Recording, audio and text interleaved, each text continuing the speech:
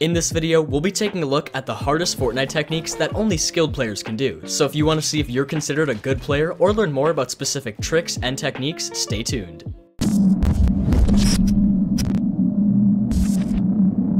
Yo, what is up guys, it's Geerzy here, and you read the title, you already know what's going on today. But before we start, and just because I'm curious, after watching the entire video, make sure to tell me in the comments how many techniques you can do and which ones you can't, so I can try and help you out. Anyways, without wasting any more time, let's hop right into it. To start things off, we have the cone jump, which is a technique that isn't very useful in game, but is something that skilled players show off a lot while 1v1ing in creative or just showing off their builds, and it's for a good reason.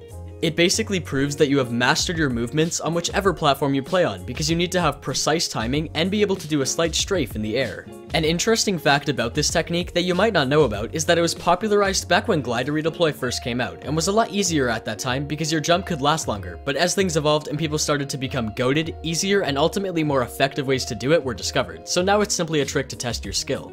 Now before we continue any further, I've got to clarify something. The word pro is short form for professional, and being a professional means that what you are doing is your main career / you get paid to do it. Real Fortnite pros are the ones who make money from tournaments, meaning to be called a pro player, you have to make money from the game by placing in competitions and things like that.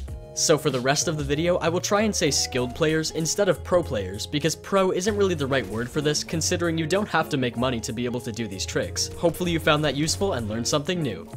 Moving on, being able to edit well is probably one of the best skills to have in Fortnite, and to be considered a good editor, you should be able to do at least 3 sets of double roof edits while sprinting, the somewhat new Mongrel Classic at a reasonably fast speed when taking control of a turtle, and finally be able to edit down quite a few times without failing. With that said, it's not only about the speed you can edit either. Being able to know where and when to place certain builds is just as important. A useful tip I learned from Ghost Bizzle is that if you are at the bottom of a ramp and have a cone placed on top, you can edit that cone and instantly place another one a tile further, which is a pretty broken trick for build fights.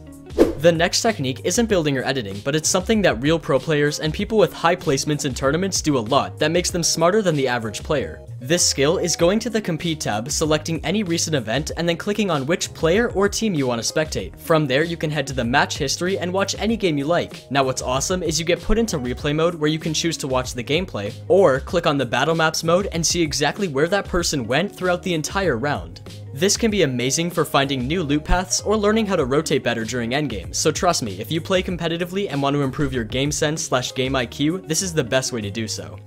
Finally, moving back to building, tunneling is a technique that all skilled players need to know, and not just building slowly around yourself. You need to be able to do this while sprinting, because during intense games, unfortunately, the storm isn't going to stop for you or give you the time to catch up. Mongrel's tunneling is probably the hardest in the game just because of how fast he does it, but if you can do diagonal tunneling or a few different versions of low material tunneling that are very important for the current competitive scene, I consider you very good at building. No way, you're still here. Thanks so much for watching the entire video. I really appreciate it. Just don't forget to let me know which techniques you can and cannot do down below. Anyways, enjoy the rest of your day and be sure to subscribe with notifications on so I can hopefully see you in the next one. Peace.